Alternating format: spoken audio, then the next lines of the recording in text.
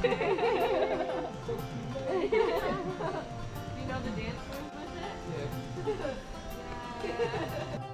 Welcome to Asia's first welfare certified elephant park.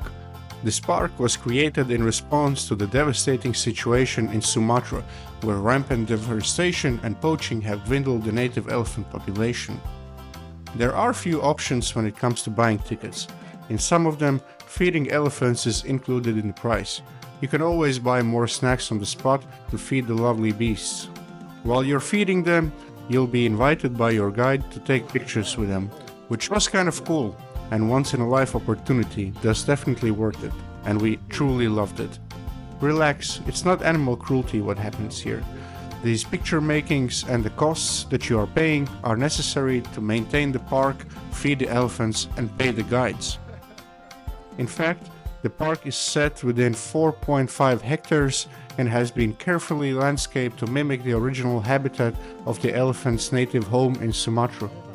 This location in Bali was also chosen for its cooler climate and lush environment, which helps to keep the herd cool and comfortable in this tranquil landscape.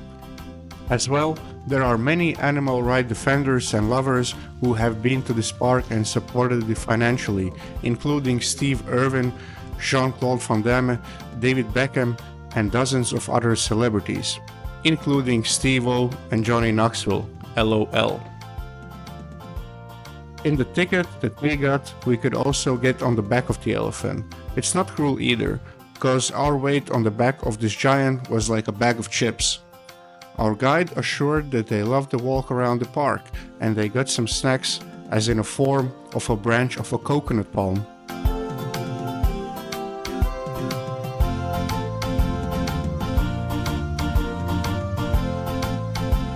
And the coolest thing that was in our ticket was the jumbo wash. We could hand wash the majestic beast and get so close to them.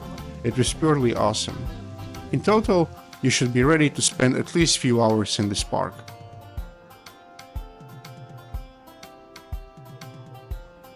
And now it's finally time to leave Bali.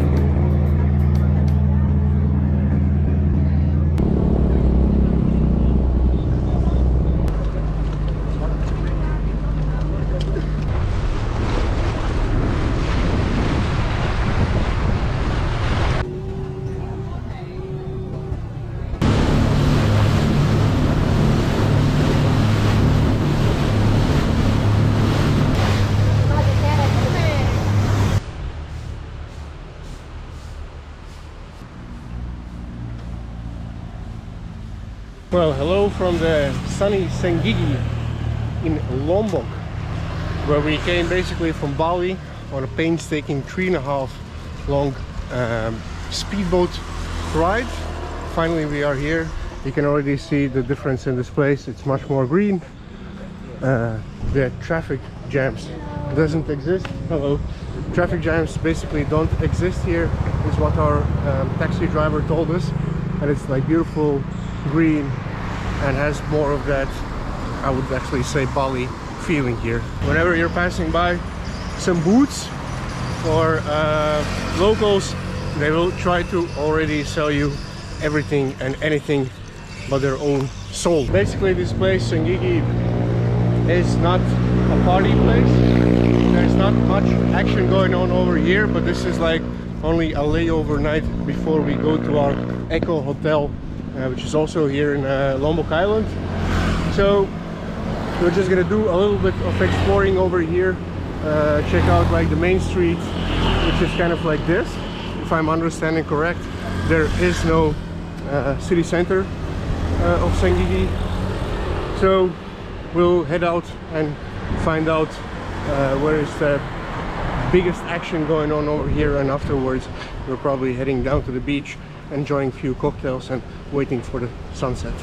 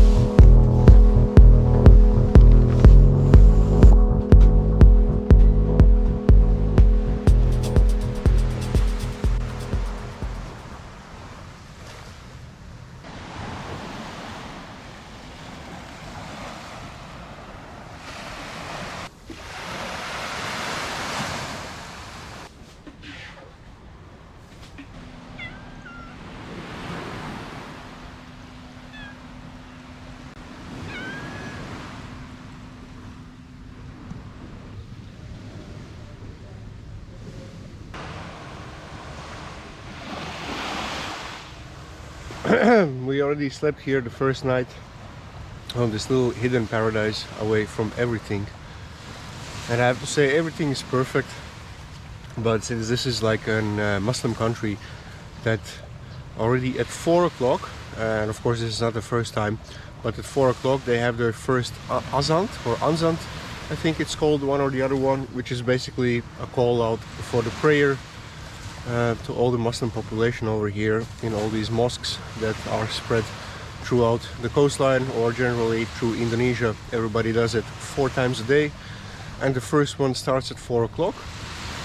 So naturally we were awoken by that for about half an hour till it quieted down. And like I mentioned already in the earlier part of the video, these days we are just gonna spend here chilling and doing absolutely nothing, because I feel like in the first week and a half or 2 weeks we've been rushing and doing so many things, one after another one, taking trains, waiting trains, taking taxis, driving, that we didn't actually get to enjoy anything. So yesterday I didn't film anything at all because we just were here on the beach swimming and doing all the beach related stuff. As it goes for today, we will rent a scooter from this hotel and we will try to find a place where we can buy an extra luggage, either in this nearby village if we are lucky, or it's going to be 1 hour drive on a scooter to the capital of Lombok, Mataram. And afterwards we're going to the beach club to enjoy more beach vibes. Alright guys, there's gonna be some roadside hot dogs.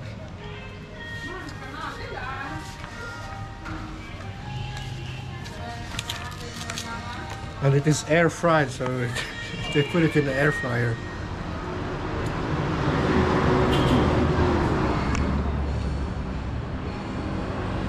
It doesn't taste so bad. Just okay, I guess.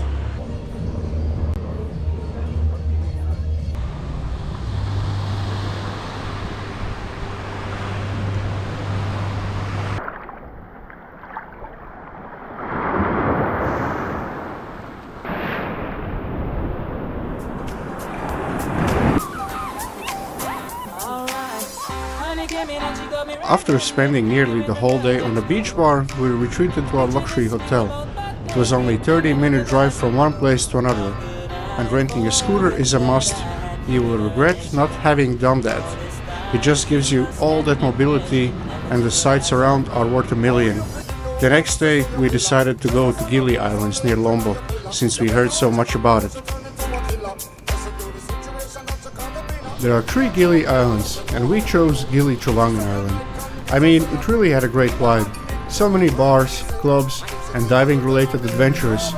It was also the most westerners that we have seen in days, since we left Bali actually.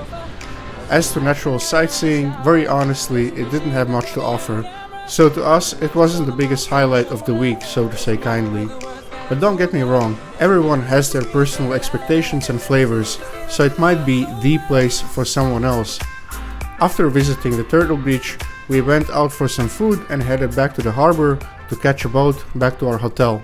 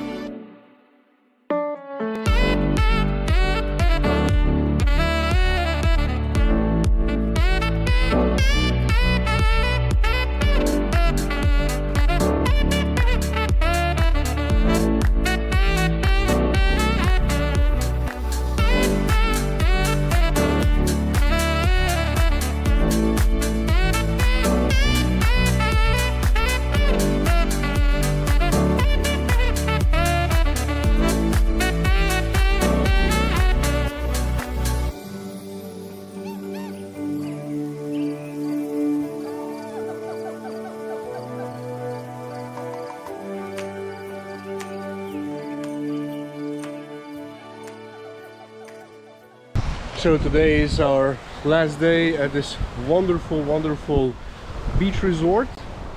And also today is the day when I finally decided to do some snorkeling. After we tried it yesterday, it was kind of failed in Gili, because this one I find a better mask from what I was wearing yesterday, because that only had like this mouth cap and glasses, which didn't really work out that great for me. And I was already snorkeling, and I can boast that I found this shell in the water, so quite awesome. Gonna try to take it with us to the Netherlands. And this one we actually found at a beach right here, so that's not the biggest find. And this one I also got out from the water. And of course I never seen like corals or any sea life like I've seen here, even though in this small beach it's nothing that you would see like on National Geographic's, that kind of looks, but still some nice fish and nice corals. So I'm gonna try to take the camera with me underwater and try to show it to you.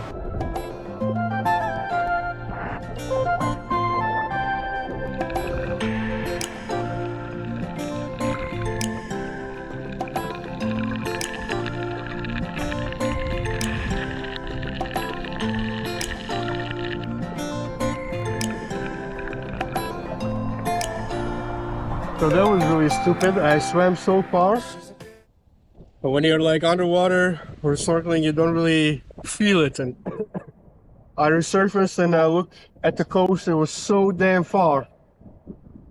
Man, I'm happy I could keep calm, but I was panicking a little bit. But anyway, found another gem here. Found another gem here. You can see it's not from the coast, from the beach, because it still has like this little bit of red pigment inside. But I saw some more things below on the seafloor, but I'm not the best swimmer, let alone the best diver to get it. So gonna snorkel a little bit down there on that coast without a camera this time, otherwise it's too risky. And then I think we'll head out on this village road, because we're staying like in Tadjung, this village nearby. There is nothing to see but a few shops on the street. Well, wait till you see it.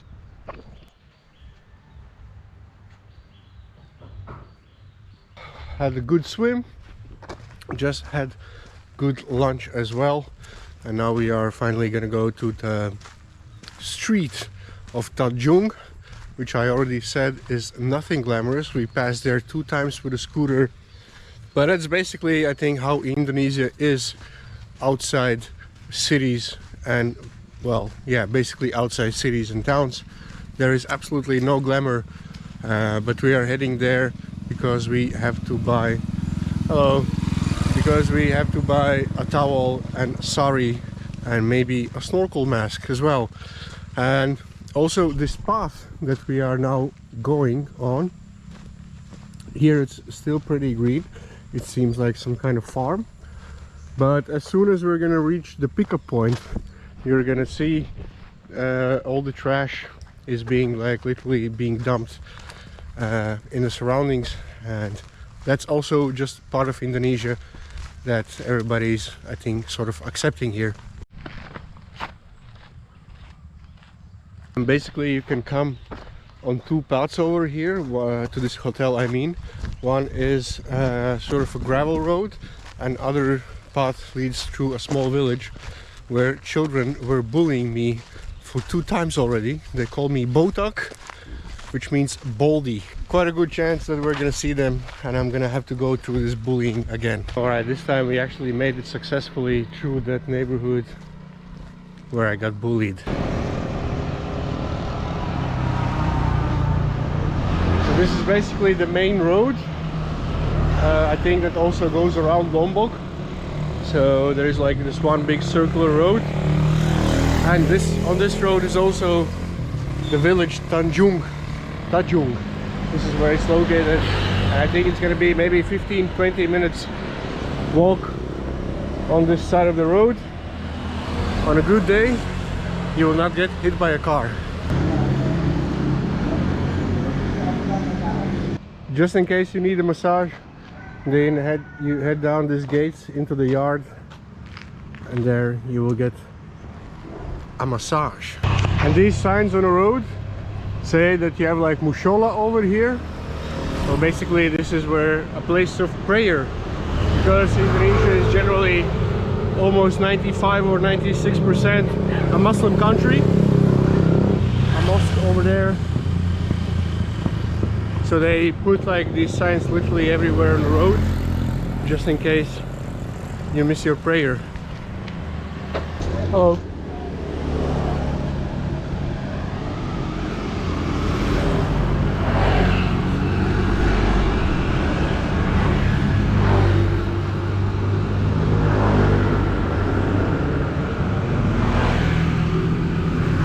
Hello.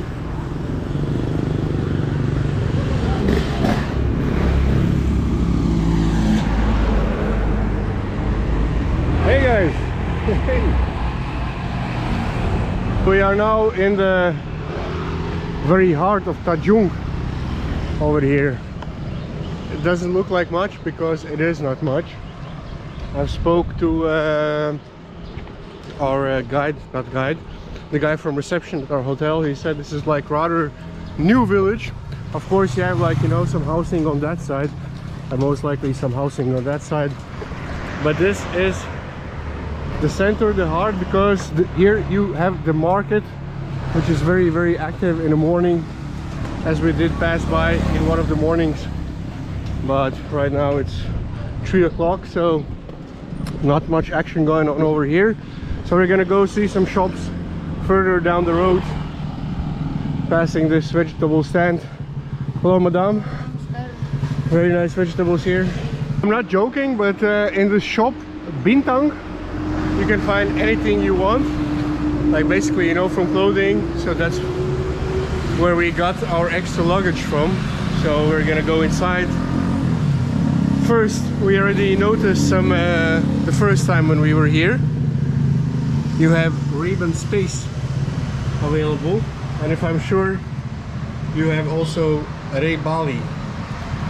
So be sure to follow the newest trends and upgrade your wear. So it looks like we are the only customers here today, but what I'm looking at are these traditional shirts, because you want to have something that is really, really light material, because I bought some clothes in the Netherlands just before I came here, completely useless in this weather. So probably the best advice is to wear something that locals are wearing.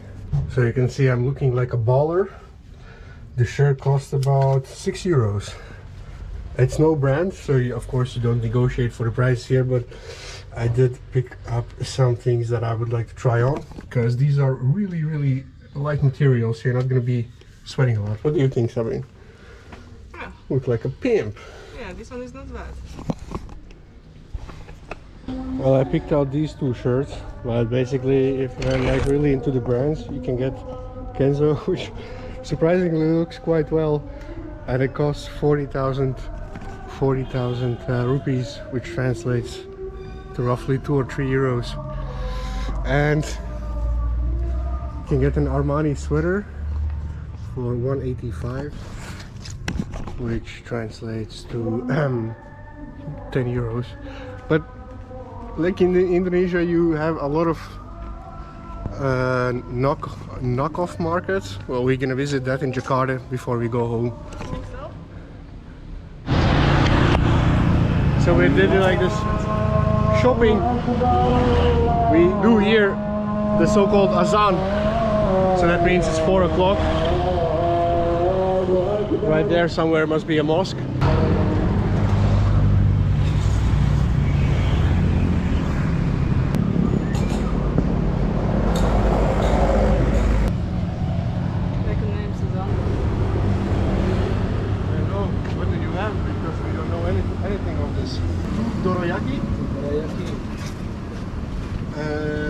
I want the green ball.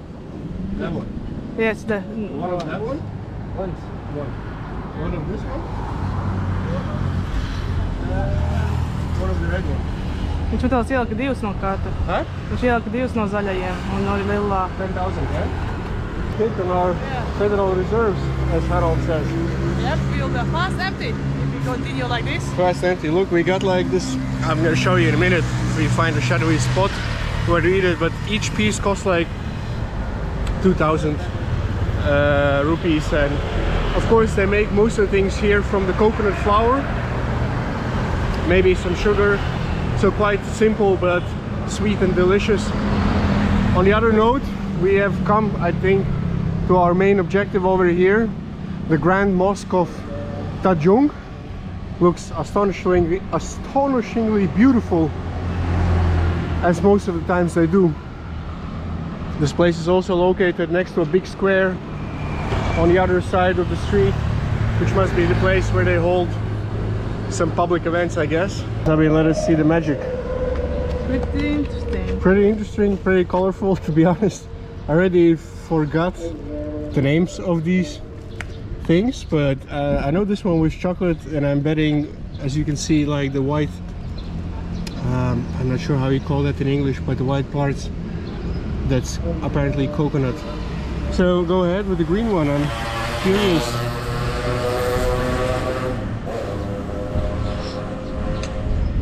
Sticky and something's broken inside. Whoa, unexpected. Like syrup Yes, or honey? but it's chewy. Like a mochi, but it's not a mochi. Tasty though. Mm-hmm.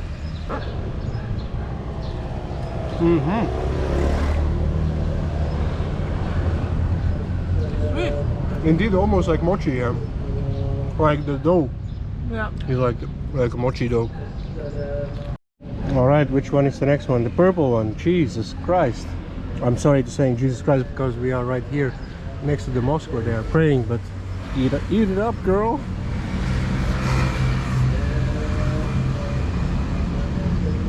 The taste is a little bit known, but I'm not sure what taste. Show me how it looks in the middle.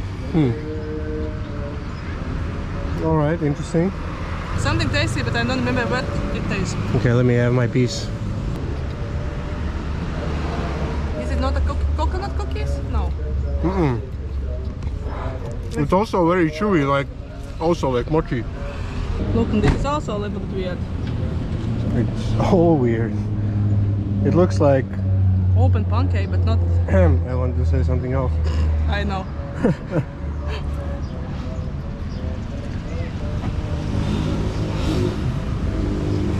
Like pomelo. I think the texture was like pomelo a little bit. Maybe. And this tastes like cooked rice pudding. Rice pudding, but it's cooked in a pan. Alright. In the beginning you make a rice pudding and then you cook it in oil. Let me see. If it's that way, that might be the one that I like the least. But Yeah, because you are not fan for the rice puddings. In Dutch people they have rice flour. You know the rice flour? That tastes like rice Pap. flour. Nee, yeah. Rice pap flour. but actually, it's good. Because like the bottom is kind of like a pancake, so you have like the pancake texture, and then because you can see like from these small bits that it seems like a citrus fruit. Last one. Should be filled with chocolate, I think. Chocolate pancake, I guess.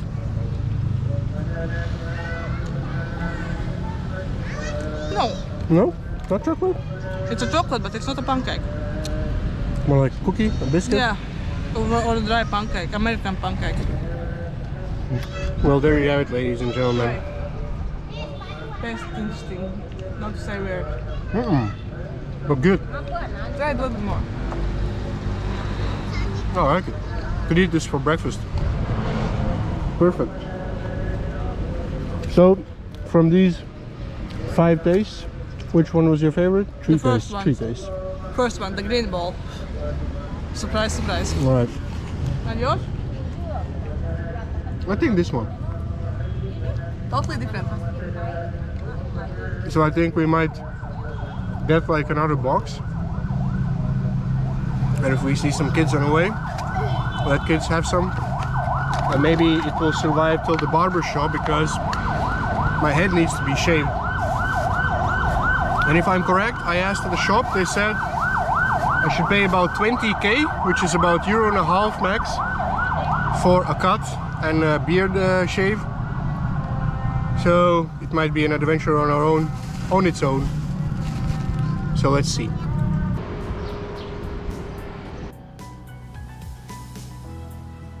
Well, boys and girls, our adventures on Lombok Island have finally come to an end. All in all, it was a refreshing place to visit after Bali. As you see, we only scratched the surface of the island here. Lombok should be on the list of every traveler who's visiting Indonesia. In my next video, we will do the Wanwa adventure boat tour of 4 days and 3 nights. We will visit Komodo Island and other cool places. But what do you think? Will this 3-night adventure live up to the Western standards? Watch my next video to find out.